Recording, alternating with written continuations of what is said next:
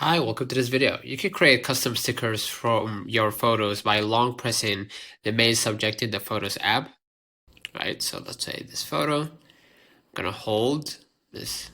Oh, I'm gonna hold my face. Now you're gonna see that I can move the photo by just holding.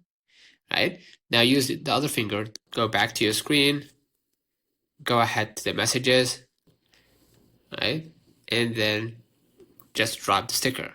Right, but if you want to permanently save it, all you gotta do is just let me hit the plus button at the very top or at the very bottom left, right? Scroll over down to find stickers. Tap the plus button to create a new sticker. Choose the photo here and tap add sticker.